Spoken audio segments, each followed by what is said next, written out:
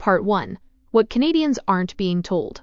The opening chapter of the MAiD/Long-Term Care Exposé. By Canadian Citizens Journal. The truth no one has been willing to say out loud. Canada now allows more pathways to medically assisted death, MAiD, than almost any nation in the world.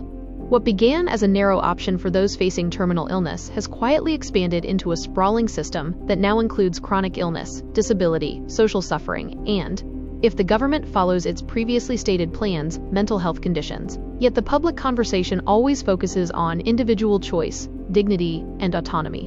What Canadians are not being told is this. Suffering inside the long-term care system is not occurring because people are suddenly too sick to live. It is occurring because a collapsing long-term care system is creating the very suffering that then qualifies them for MAiD. This exposé exists because Canadians have been shielded from the reality experienced daily by the elderly, disabled, chronically ill, and long-term care residents. The very people being quietly pushed toward MAiD under the illusion of choice. This is not an accusation against individual workers or individual homes. Frontline staff are doing everything they can under impossible conditions. This exposé is about the structure, the policies, the economics, the neglect, and the quiet shift from caring for the vulnerable to managing the cost of the vulnerable.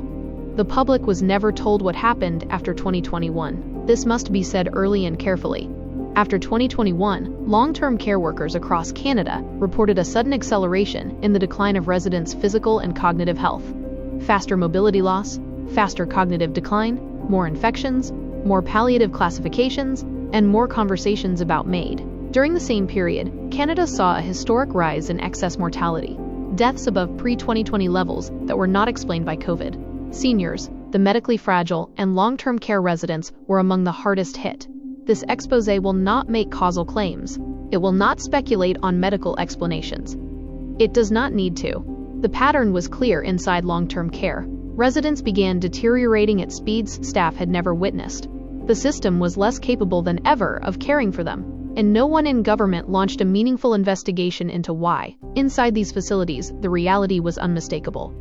People were getting sicker, faster, and the system meant to protect them was collapsing in real time. This is where the real story begins. What MAiD was supposed to be, and what it has become.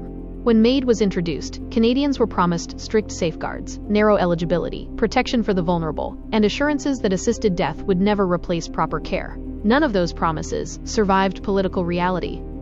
Eligibility has expanded. Safeguards have eroded. The vulnerable now make up the majority of MAiD recipients. The line between medical suffering and system-created suffering has blurred beyond recognition. Health professionals across the country have sounded the alarm, not because MAiD exists, but because the conditions driving people toward MAiD are often not medical at all. They are structural, they are economic, they are administrative, they are environmental, they are political. Above all, they are preventable. Why this exposé matters. Most Canadians believe MAiD is offered only to those truly at the end of life, when suffering is purely medical and beyond relief. That is not what families, volunteers, workers, and residents themselves report.